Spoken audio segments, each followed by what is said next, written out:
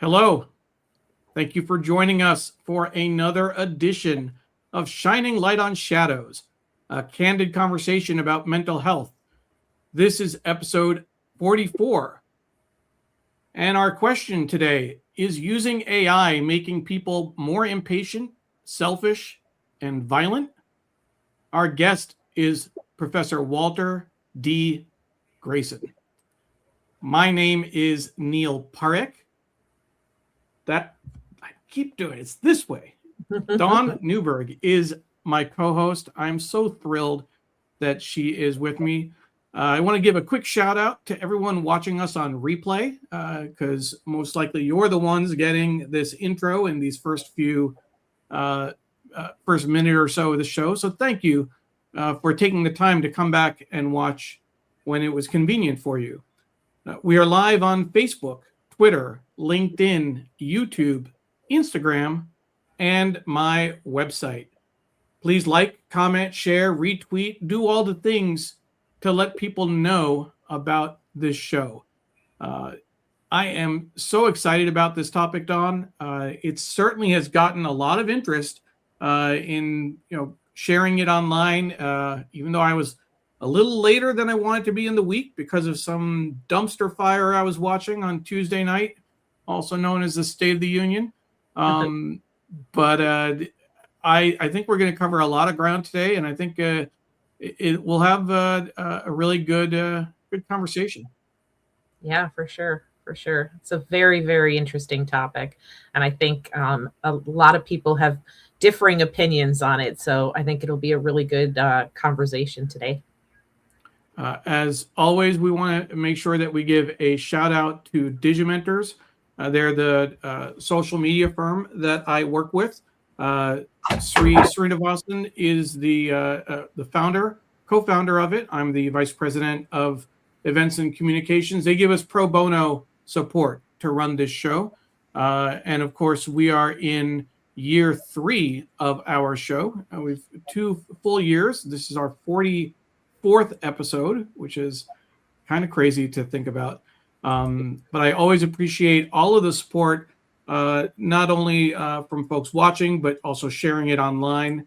And I will say that Sri actually gave a presentation today on AI, and he was very gracious in sharing this show as part of that presentation and encouraging me to talk about it, as he has for our read along and in other venues as well. So thank you for that. For folks who are just joining in, we'll just say a quick hello. Rahadian is watching from Bayshore, Long Island. Rahadian, thank you for joining. I know Rahadian from our read along community and other projects with Sri. So glad you were able to join today. Jim Neuburg is looking forward to the show.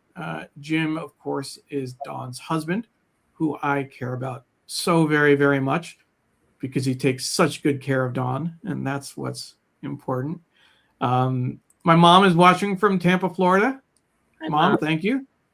And Stefan Kaplan, a former guest on the show, says, hi, Neil and Dawn. So looking forward to this discussion tonight with Professor Walter Greason. So admire him and all of his work. I do too, Stefan. I do too. I am lucky.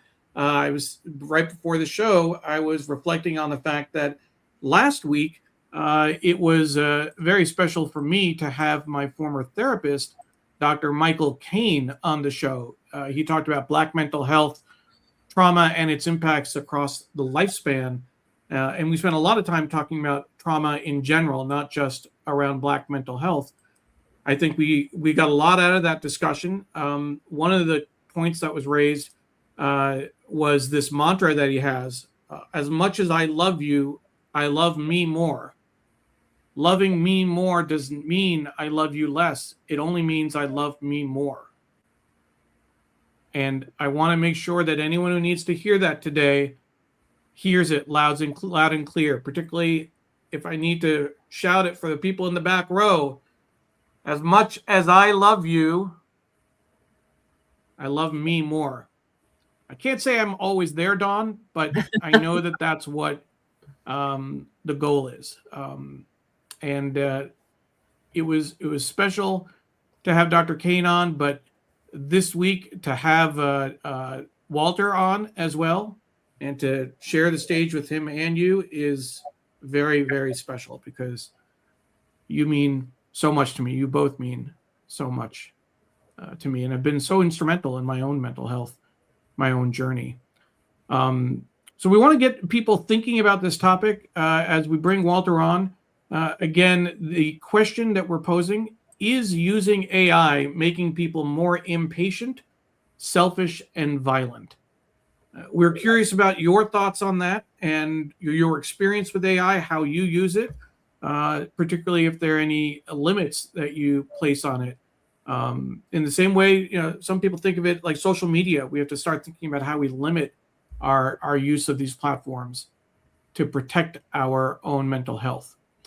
But with that, I want to bring on our guest, my good friend, the person that I look up to every day from an intellectual standpoint, his work on history, economics, Afrofuturism, the graphic history of hip hop, and now AI. Professor Walter Greason. Walter?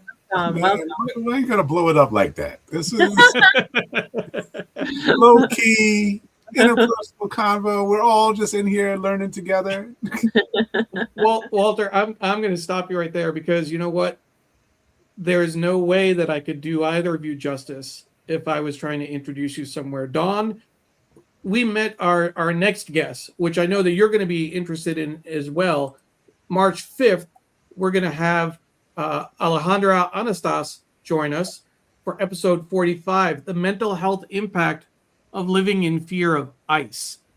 And she will share her own experience over 30 years of looking over her shoulder and particularly what's going on now. And I know that you are, at the heart of it in Minnesota. But when Dawn introduced me to Alejandra, she did a 10-minute intro. I was 12 minutes, Dawn. You talked for 12 minutes about me. Did I? And it still could not. There's no way that I could reciprocate that because when I'm with both of you, I actually feel like this is all possible. I feel like I can do this. And those are special people. Those are the people you want in your life. So don't even question the intro, Walter. It's not enough. It could never be enough. When I asked you to be a guest on the show, you didn't hesitate, but the first thing you said is that you want to talk about AI. Why was that? Why did you want to focus on AI in terms of mental health? So right now, the topic as we look around the world, I think just last night we were getting news about the Defense Department, or the Department of War, as we're supposed to call it, pressuring a private company and the artificial intelligence developer about removing its safety controls and expanding the utility at the discretion of military judgment. And it's a terrifying prospect, but it's just one dimension of this. And so I guess my concern is that it's escalated. I've had more questions, more urgent questions emerge over the last decade, certainly, but more than that, as we've become more sophisticated about algorithms and web crawlers and chatbots, which are all pieces of what I've built into my practice as a historian. But seeing how it evolved through social media, and now over the last 4 years, I've been testing the various large language model platforms and seeing the way people are confused about the system and being tricked about the simplicity and the ease of it. The marketing language for these companies are not just deceptive, not just manipulative. They intentionally obscure the way that the machines collect data on the user for the producer to hold and store and then continue to manipulate consumer behavior, manipulate participant psychology. And so that's what made me think when we were going to have this conversation that there was a huge opportunity, a huge opportunity. And so I want to lay out just a couple stages of this, of how it's unfolded in my life. I started coding really simple game programs before I was a teenager. So back in the mid 1980s, when folks were sitting around playing with Intellivision or Atari 2600, these kinds of machines, folks were training me on how to build little miniature motherboards and how to then code using floppy disks. And so I was a little guy still just kind of getting started and learning about the logic that goes into coding. And so by the time I had finished high school, I had what was essentially equivalent to a software engineering degree because I had spent so much time learning how to code, had built multiple games. And so I went to college thinking, oh, software is great. But of course, my father, not seeing into the future, said that the only way you make money with computers is by building hardware. You got to go to like IBM and become an engineer. And software doesn't produce any money. And then Bill Gates became the richest man on the planet with this weird thing called Windows that was just software. And so my dad didn't know how the market was moving at all. But like I had this skill set and I had made the choice to go into education and history. But as a hobby, I continued to code. And so when they're like, I guess first emails were late 80s, early 90s, people started circulating that info, started building these online chat groups. And even in those groups, the kind of license that people now take that we're familiar with online, that they have kind of like digital muscles that they think they can say just anything to anybody because they're not right in the room with them. That was even apparent from the very beginning when it was just email exchanges, that people thought they were anonymous, thought they could just say whatever and there would be no consequence. And so watching that and learning through those communities about how to moderate my tone and how to avoid conflict and kind of anticipate where there were hot button places, these are all things we still need on platforms like Reddit. And so we're not doing what we need for young people, even though we've had the problem for more than 30 years, getting close to 40 years. And so the crisis is intensifying because of this stuff we call artificial intelligence. And that's my first real fundamental point, is we cannot call this stuff AI. It's a really popular term, but distinguishing it from machine learning, which is data aggregation for science, and then large language models, which then aggregate all of the kinds of written content people produce. That's really important to change the way the language we have operates. Trying to imagine it as Skynet or the Terminator or whatever other kind of machine forms that might appear in our science fiction, it does us a huge disservice. And so the bigger piece of what I tried to frame coming into the conversation was about emotional intelligence, is that these kinds of digital interactions already reduce the sense of our sense of human relationship and human responsibility. And that's what I've seen happen in the last 4 years as I've been training these language models, is that people don't see them as tools. It's not quite as bad as these films, Ex Machina or Her, where people are trying to anthropomorphize these ideas of software consciousness. But it goes much further in that the way we participate as users, and so most of my work in the last decade, as you've known me, Neil, is about user experience design or user interface, folks who do stuff UX or UI. That sense of it, my approach to it as a scholar, as a historian, has been about the actual participant. What is happening to me as I go into these settings and attempt to construct what my connection is to an amorphous audience, to an invisible audience.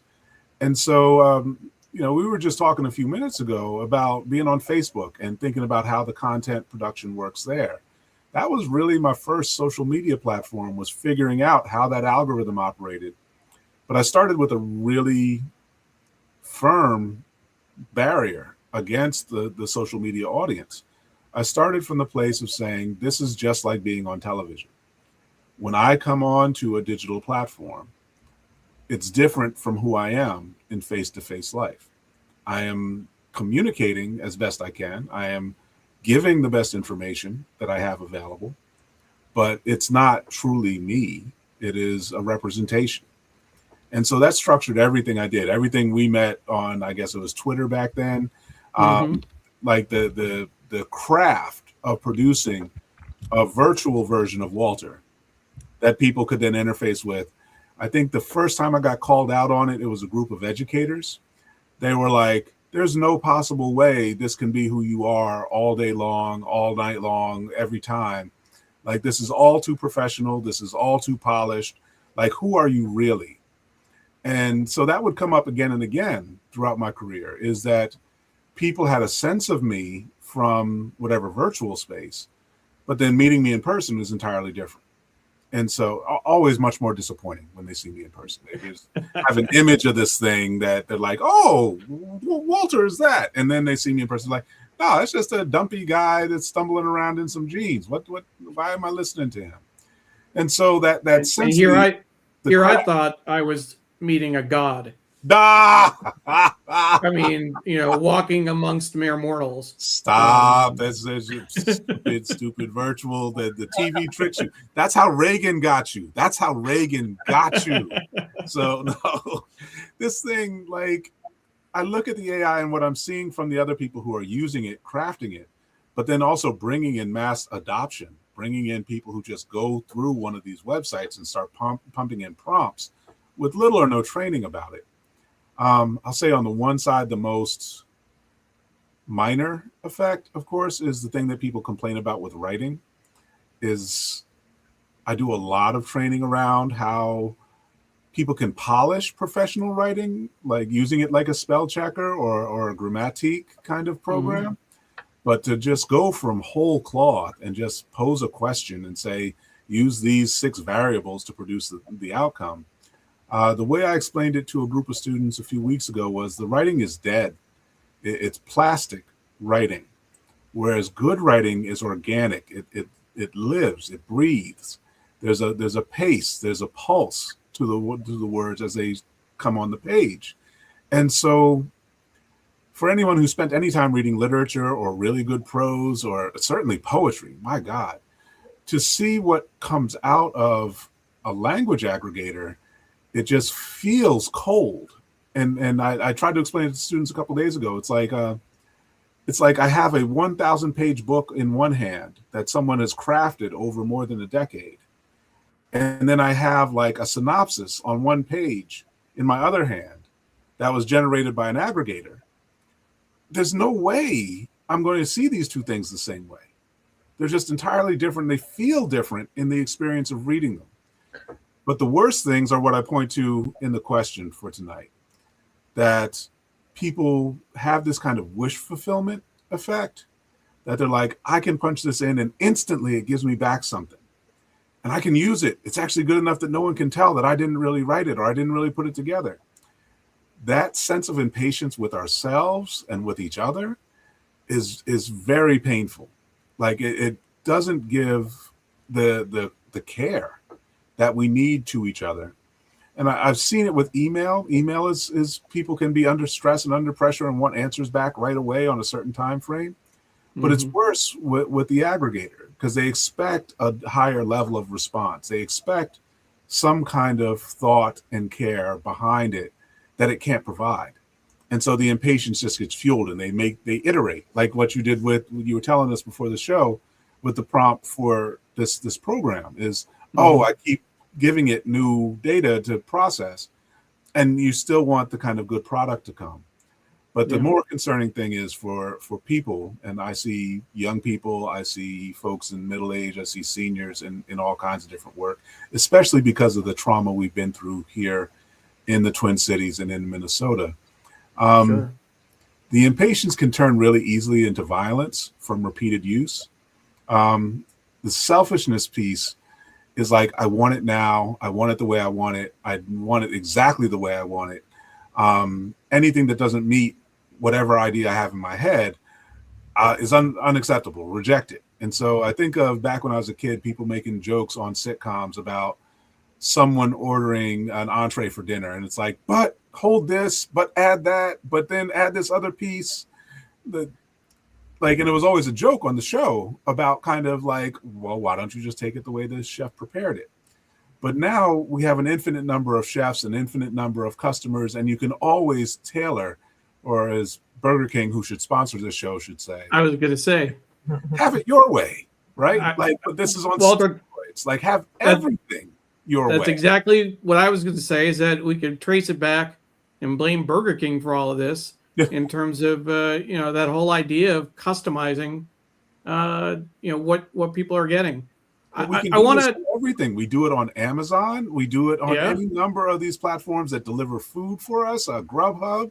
These things just are built for, my whim is going to be met exactly the way I want it, and I won't settle for anything less. And so that's, to me, the trigger when you come to expect that, when it doesn't meet your expectation.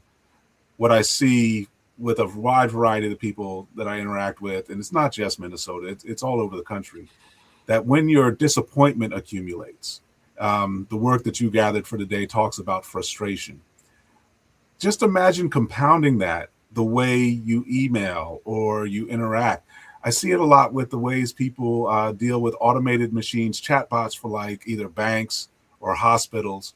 Like, their frustration can grow. I'm dealing with something with a rental car company right now that's going through this. They've automated their entire customer service process. And it's taken me 4 days to even hope to get a potential answer. Yeah. That sense of, I can't get the answer I want, I can't get the thing that I need, I'm going to do something about this. Like, they'll joke in different settings, I'm going to come down there. They joke with like the DMV or the post office, and that's turned into really violent outcomes, catastrophic outcomes. Without all of this heightening our tension and our anxiety. So that's what I'm seeing, and what I'm really concerned about with all of these new technologies. We're not stepping back and being cautious enough about the way we move to interface, and then giving ourselves grace, giving each other grace when we're not living up to the idea of what the machine's going to give us. Absolutely. Absolutely. I want to bring in some of the viewer comments, people watching. Deborah Kerr is watching from Fort Lauderdale. She says hello to Neil and Don, and she makes reference, she corrects the spelling later, to the mantra that I shared at the beginning, which was from my therapist, Dr. Kane, and it's worth repeating. As much as I love you, I love me more. Loving me more doesn't mean I love you less. It only means I love me more. And I think that's an important concept to really integrate. I can't say that I'm totally there, Walter and Don, but I know that that's where I should go. And Rahadian says that mantra is a great reminder that you can't fill from an empty cup. And so that whole idea you're talking about, Walter, in terms of the lack of empathy that is developing with the use of AI and wanting it your way. And if you don't get it your way, and people are getting frustrated and angry, like, you need to be empathetic, but you also have to fill your own cup first before you can do that. Let's see. Rose says, hi, looking forward to this conversation. And as hello to Walter, important topic. My mom remembers you from your earlier interviews. That you made a good impression. So Rahadian steps in and has a comment about the impatience that's developing. Not violent in terms of answering the question, is AI use making people more impatient, selfish, and violent? But in using Google lately, I've been talking to it rather than typing it in, and apparently it's the AI mode. It's too easy to do. As well, I'm learning Spanish via Duolingo. It's cheaper than in-person coursework, and that's a trap. So that's an interesting perspective, Rahadian. We have a hello from Christina, saying hello to her brothers, Walter and Neil. Thank you. And hello to Dawn as well. Christina is a colleague of Walter's at the Graphic History Company, and I had the pleasure of working closely with her for several months. Kate, close friend of Dawn's. I like to call her a close friend as well, since I got to meet her and spent a lot of time with her 2 years ago when I was out in Milwaukee, and more recently last year. Was it last year, Dawn, that we were out for the conference? Yeah. Hi. So I tested in hearing about this. I think she means so interested in hearing. So interested. Thank you. I thought she was testing AI when she heard about it, but she's interested. Honestly, I have so many mixed feelings about AI and not totally sure where I stand. Hoping for more clarity and understanding. Kate, that's great that you're coming at this with an open mind. I think that we're going to talk about AI, and Walter certainly shared a lot of concerns about what it's doing to people's psyches. There are also ways in which it can be used in positive ways. It's just a question of how you use it and what you do with it. I think Walter made a point that you can put in a prompt and ask it to write something, and if that's where you stop, if you copy and paste that and send it out into the world, Walter's sitting there shaking his head in the corner. That's just wrong. I mean, it's not how I use AI. I'll run the same prompt through several different platforms. I'll run the answers. I'll compile the answers and put them all back through the platforms and keep pushing them. And then once I get what I feel is a decent starting point, I'll start editing and writing from there. So it's a process. It's certainly a process. We have so many more comments, but Dawn, I want to bring you into the conversation. I know that you share something with Walter in terms of being an academic. You've taught Alverno College, if I'm not mistaken. That is correct. What's your take on AI and how kind of you use it, but also how you've seen it evolve around you? Yeah, I have mixed feelings like Kate with AI. Being somebody who's a data person and a researcher, I'm very cautious and very conscientious of just kind of like asking for information from a robot, because I've seen in my work that oftentimes the information that you're getting is not accurate information. A lot of times it will spit data back at me that's outdated, untrue, from sources that aren't real or realistic. And that to me is really concerning because I teach a course on program evaluation, and I talk about how Google and Wikipedia are your worst enemies. You can't just type something in and expect the first thing that comes up to be the most accurate, right thing, and use that information. That can be really, really damaging. From another perspective, though, from somebody who is actively seeking work, I am very much struggling with AI because a job pops up, I send my resume, that resume goes directly to an AI bot. And if the words that are in my resume are not appropriate for the AI bot, my resume gets spit out. And I feel as though I'm missing a lot of job opportunities because there is not a person-to-person connection that happens. No one is looking at my cover letter and seeing the passion and the vision that I have. It's simply going through the motions of an external non-bodied person that is dismissing it.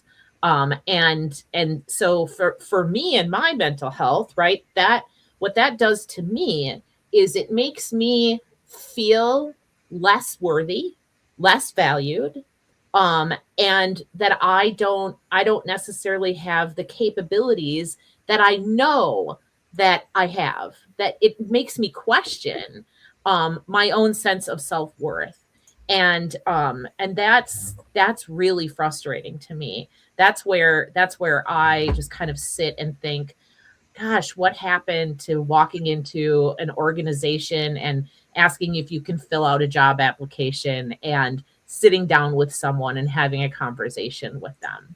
So that's just kind of my take. No, it's pretty extreme. A colleague of mine, a former colleague from Washington State, shared that she was applying for a job. I don't know if you've had this experience, Dawn, and within minutes, her phone rang. Yeah. You don't expect to get a response that quickly. You submit a resume. That's great. It was an AI, agentic AI that did the interview for like 45 minutes right there, before she had a chance to even catch her breath. So it really is. I mean, the way that it's being used is certainly raising a lot of questions, and I think that we should, aside from kind of how it's being used around the job search, around how students are using it, Walter, and how people are not applying rigor to the analysis, the data, Dawn, that you were talking about, that is suspect. I mean, check every output, check every link that it suggests. When I looked at the that question, is AI is increasing use of AI causing the impatience, selfishness, and more violence, I ran that question through AI, and to my surprise, the ones that I tested, ChatGPT, Claude, Perplexity, and Gemini, all had very different answers. But the one that stood out for me was Perplexity. And if you can see it on the screen, I put in the prompt. Episode 44 is running the premise through AI. And that was my thought process. That was my kind of tagging. Is the increasing use of AI for everyday tasks making people more selfish, impatient, and violent? And it said, it sounds like you're referring to episode 44, which we were, where Neil and Dawn tackle a provocative social question. And it proceeded to say, in this episode, Neil opens the discussion by reflecting on how AI tools, blah, blah, blah, blah, blah. Dawn joins in to contrast the potential negatives with how AI can also enhance. I'm like, what? Walter, you were just the guest. You couldn't even figure out, the guest who comes in around the 8-minute mark. Now, you should know that I put in this prompt 2 days ago. So what was going on, right? Like, how did it get there? And I actually pushed the question. I asked for sources. It gave me sources. It cited old episodes. Now, the interesting thing about it was that when I think it took 2 more questions for it to fess up and say, I goofed. I made things up. I drew inferences where there weren't, and there was no evidence. So, ignore everything I said. When I asked the same platform, the same question, but in a different space, without any background, it gave me incredible research on the topic. And it actually showed how people who use AI and expect the answers that are customized for their own needs can develop a sense of selfishness. I got the same answer from Emily, who is 12. When I asked her the question, without hesitation, she said, of course it makes people selfish. It tells you what you want to know. And knowing that, I don't know if I know she can hear me, first of all, in the house. They like making fun of the fact they can hear the show from my end. I don't know if she'll actually watch the episode, but I do want to make reference to the fact of how much water it takes to run these AI platforms and the impact on the environment, and the theft of creative output of writers, of artists. There's some very, very huge ethical issues around AI. It's something that gives me pause. It doesn't stop me from using it. It does give me pause, however. But I want to give that a little bit of space. The other big thing, Walter, that we're dealing with right now is Claude. Anthropic is the company. The CEO said no to the Department of War, as you were talking about earlier.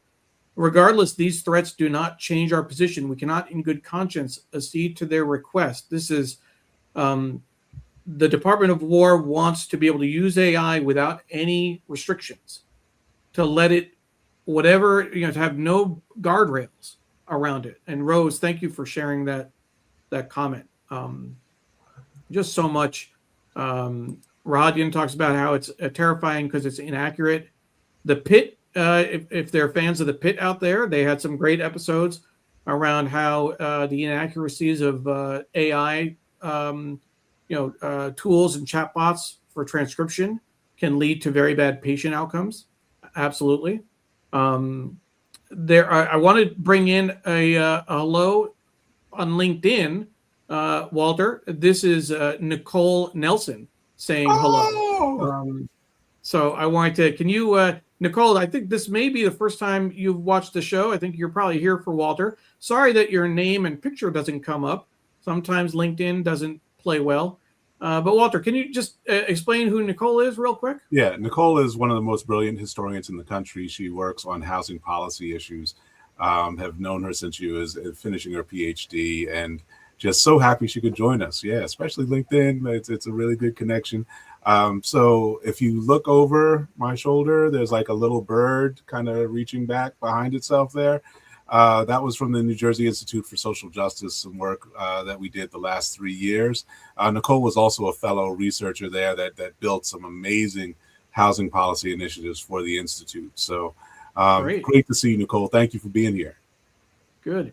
Mary C. Curtis is watching from Charlotte, North Carolina. She says Sunday is not enough.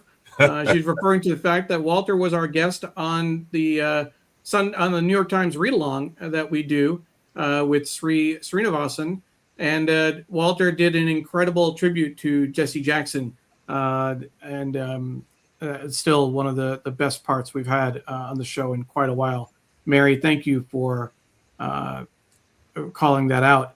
Stefan says, I can easily see how anything can escalate these days, as per what Professor Greason is describing, behavior-wise, due to being so frustrated with this use of AI, especially with customer service. It's interesting. And you were talking about that with your rental car company that you're dealing with.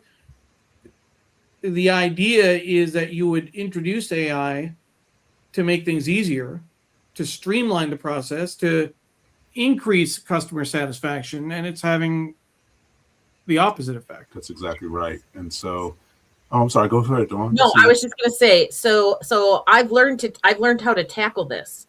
So if you just say gibberish words when you are talking to an AI bot, it will transfer you to an actual person. Love it.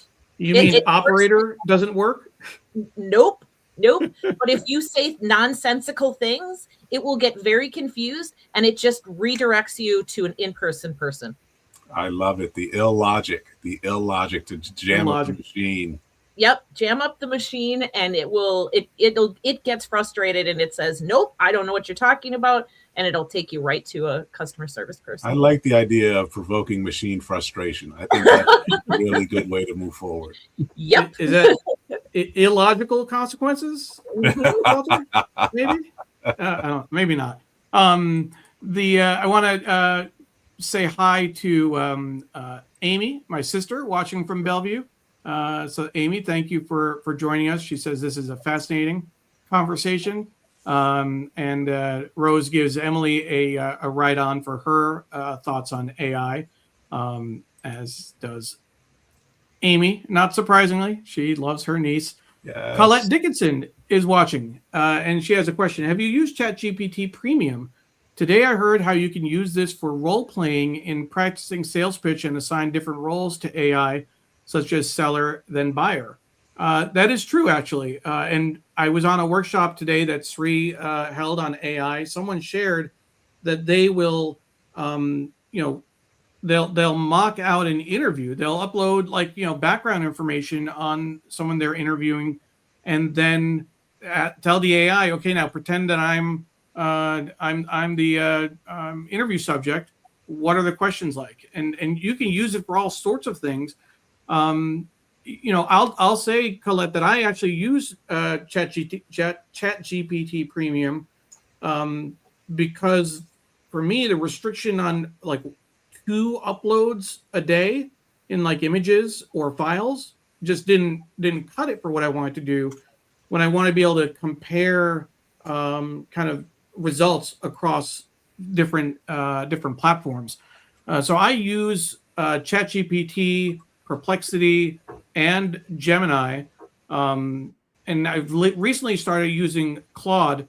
Particularly, I'll say advertising works. ChatGPT is starting to incorporate ads into their free offerings, not into their paid offerings. That idea of advertising in AI results is scary. But social media, advertising, we run through, you get an ad every 5 posts if you're not focused on your friends feed. That's a pro tip. Don't look at your timeline the way Facebook wants you to. Click on friends and force it to show you your friends' content. Exactly right. Chitachi Egwu. No, I wanted to say something about that last question. Yeah, please. So that piece about ChatGPT Premium and the way you can actually get through role playing. I want to say 7 years ago, I built a digital interface lab in New Jersey, and we were using it for training educational counselors. So this was from one of the University of California schools, that they had a virtual room where you could come in and practice teach a small group of students. The students were essentially built on an AI script, but it was also managed by an actual human licensed teacher or licensed counselor. And so this was a way of practicing the skills and getting the time without it being counted towards the actual licensing time.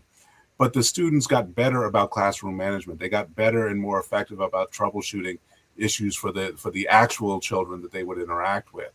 And so they continue to refine this. I think they've moved it into Oculus now. But this process of using digital interface, keeping the human at the center of it, is really essential. And so I've worked here in Minnesota with the Twin Cities Innovation Alliance. There have been a bunch of the folks that we work with that have gone to South by Southwest. Keeping the human voice, as we see with Anthropic, is crucial to make these machines actually work correctly, and more importantly, keep an ethical framework around it. Even if you have the human, you can kind of twist the ethics, but without the human, it's completely gone. Absolutely. You definitely need the human input for all of that. We have a couple other.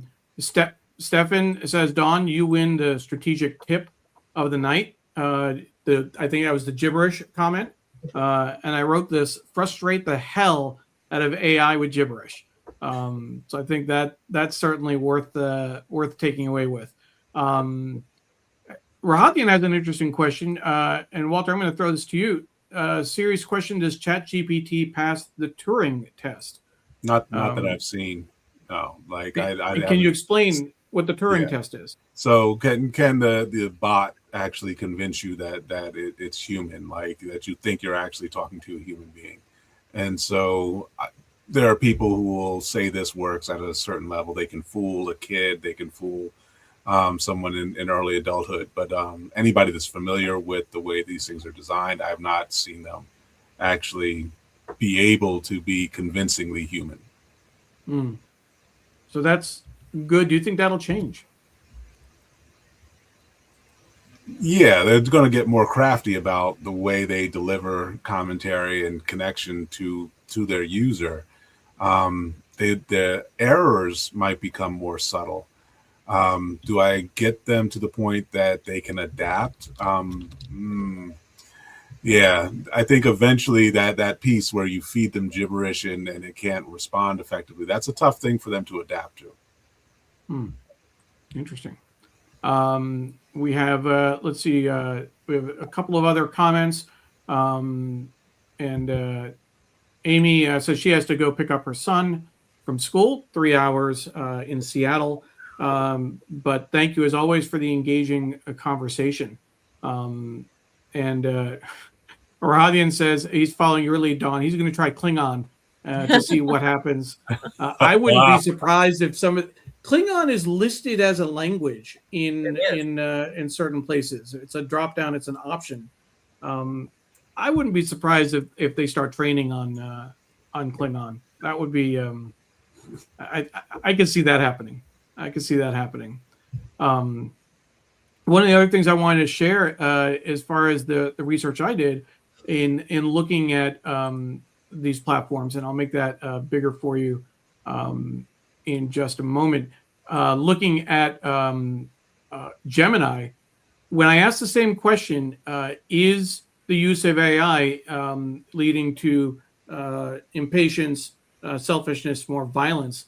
It actually broke it down, and it talked about how with patience, the AI effect, the elimination of wait states, higher irritability when things aren't instant, which is what we talked about. Selfishness, the hyper-personalization, reduced capacity to compromise and shared experiences. And then with conduct, interaction with servant logic, the potential for rudeness to bleed into human interactions. So when you're constantly being fed what you want to hear, and some of these, ChatGPT in particular, compared to others, Claude I've seen is not.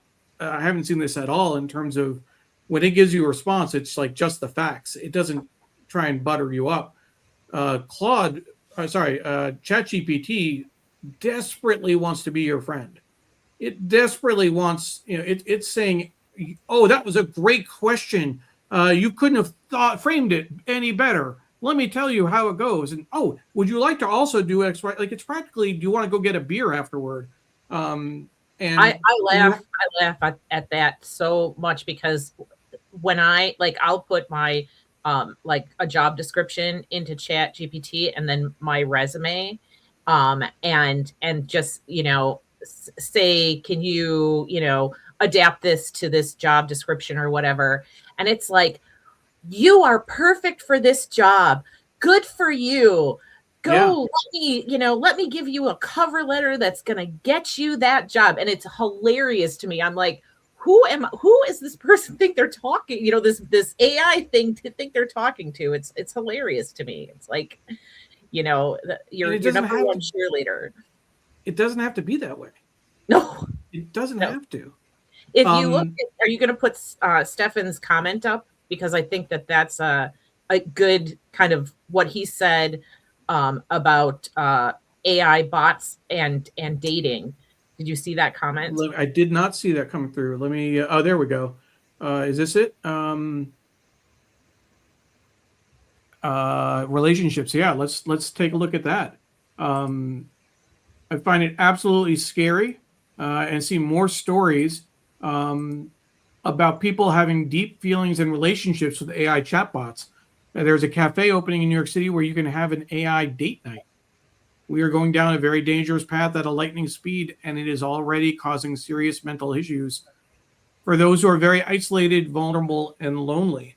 That reminds me of an episode of Law and Order, which is often reflecting where we are as society, where there's a lot going on with this episode, but the crux of it was a widow uploaded video and writings and letters and all the content she had from her husband into a agentic AI, and it was able to establish a chatbot with a video that replicated her husband, that spoke like her husband, that engaged with her, that watched shows together and made comments like he would. Now, it took it in a very dark turn because it kind of encouraged her to go out and commit murder, as agentic AIs do. But the idea of losing a loved one and not having to lose them is very, very can be very tempting, and can be very, kind of really make you think about that. It's not real. Yes, sure, that is the fundamental thing. But sure looks real. Sure. I mean, if you get to that point, like the deep fake videos, if you put the deep fake videos that we have out there, plus, kind of uploaded knowledge base. I mean, everything we put online, all the videos that we have, all the live streams we do, Walter, if you throw all of that as raw material for some platform, you think they couldn't replicate I think of what we do? I think of middle school and high school kids, and some of the most vulnerable populations of people who are, have terrible self-esteem, are feeling very low, very depressed, very down, and and they begin using this as a tool to reassure themselves, right? Reassuring themselves by using something that's not even real. It's just scary. What are your thoughts on that, Walter? Yeah, so this is something I think back. You all will have seen this stuff.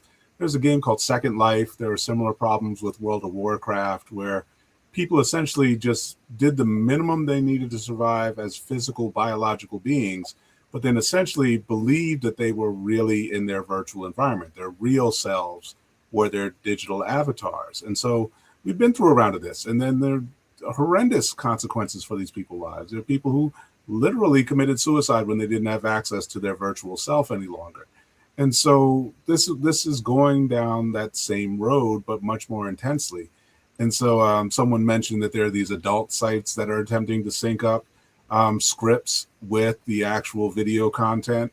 And all of it just creates enormous vulnerability psychologically and emotionally, so that you're basically, I think they've made shows like catfishing about people who do this over the phone or attempt to like deceive people about relationships. Yeah. Why are we allowing ourselves as human beings to create these networks of vulnerability, and they're just for profit often? Sometimes even just out of malice, when you see children bully each other. So that's the kind of thing where we need to take a breath. We need to slow down. I think a lot about using human rights protections, human healthcare protections. So like institutional review board standards for protecting, like we've seen how the consequences of face-to-face human abuse can unfold, and we've built medical science protections against it. We need a similar kind of regimen that shapes the way our virtual experiences are unfolding. How do we protect each other from our worst instincts, our worst choices, and make it so it's adaptive? You can make it so that it is customizable, but actually has a foundation in the defense of human rights and human dignity. It's, technology is only going to get better and make things worse at the same time. If you think about the scams that are out there, the deep fake videos, phone calls from, purporting to be, I mean, it'll start off with, I'm with your family member and they were in a car accident, they need help, wire money. Now it's, I am your family member, I am your grandchild, your father, your whatever, and send money to this account, I need help. I mean, take that to its logical conclusion. How do you prevent that from being an order from the president telling a nuclear missile silo that we are under attack? Fire. I mean, it's Dr. Strangelove for the 21st century, right? I mean, it's a completely different ballgame. I want to make sure that in case people join us late, This has been a fascinating discussion with Walter Greason about AI, and the topic, the premise of the show is using AI, making people more impatient, selfish, and violent. If you joined us late, as soon as we're done, you'll be able to watch the show from the very beginning on Facebook, on Twitter, on LinkedIn, on YouTube, and on my website, and certainly encourage you to do so. I want to share again some of the research that I was doing with when I asked AI platforms about that question. Gemini gave a summary of recent data and said that yes, human atrophy, humans interacting with perpetual givers lose the ability to compromise, citing Psychology Today and relationship science. Social selfishness, reasoning capable AI is 76% less cooperative than non-reasoning models, from Carnegie Mellon. And frustration, AI assistance increases negative affect and autonomic stress in novices. That's a National Institute of Health study. One thing that I thought was interesting is in their response, and I have the detailed response here. Gemini actually cited ChatGPT in its response, which I thought was some interesting trolling, and I want to find that because it was worth the right there under violence. So I'm asking Gemini the question about impatience, selfishness, and violence, and it says, to be clear, using ChatGPT doesn't turn someone into a physical aggressor. However, the environment AI creates can lower the threshold for hostility. Thought that was an interesting response. Did not see that coming. It wasn't going to throw itself under the bus, right? I know. Like, come on, it's definitely hard enough to know that, right? I've never seen them turn on each other. Miriam says she's here and the conversation is interesting. Thank you, Miriam. I appreciate that. Rahadian gave you an amen, Walter. So we're getting a little bit of support there. And let's see. Question from Rose. Which one? There's a question from Rose. Can I just put it up? Yeah, go ahead. Go ahead. Yep, that's what I thought might be. So, Walter, what do you know students who are using ChatGPT and other AI tools to give guidance about friendships and romantic partners? We know parents and others have sued OpenAI for their children getting info on how to end their lives. Yes. This serious. Came up with students in a class maybe 2 weeks ago. We were talking about how technology has evolved in their lives, and then this point came up in conversation. So yeah, the notion of what relationships are, what their relationship expectations can be. The students are sorting through that not with people who care about with them, but this kind of aggregated sense of like public commentary. So you're getting like the worst of Reddit being dragged forward and giving people, oh no, you should break up with somebody. No, this isn't working. And so, and then not giving good guidance about it. A couple of students who have come to my office will talk about things that they get on TikTok or Instagram, and it's the algorithm reads when they're in emotional distress and then feeds them more content that makes the situation worse. So yeah, it's a very dangerous time, and I can't strongly caution everybody enough to detach from our devices much more frequently. If you can get it down to using this stuff less than an hour or two per day, getting more face-to-face time with people who care about you is absolutely imperative right now. That's getting more face time. Sorry, Dawn. Getting more face time with the people who care about you. Excellent advice, and I want to say that it's actually a nice follow-up from our conversation at the end of January, where the conclusion was get in touch with your friends, reach out to people because people may be having a hard time. I think that's great. You were going to say, Dawn? No, I was just going to say that I thought that that was a really good, we're at 7 o'clock, and what a really great way to kind of wrap up this show about a topic that I think is very confusing for a lot of people. I know it is for me. I use ChatGPT Premium very minimally, but I had no idea about some of these other things that have come up in this discussion. So I appreciate the conversation, and I appreciate you, Walter, for your knowledge around it. Absolutely. I want to remind folks that next week, so for March, usually we're the second and fourth Thursdays of the month, but because of travel schedules, we're going to be the first and third Thursdays.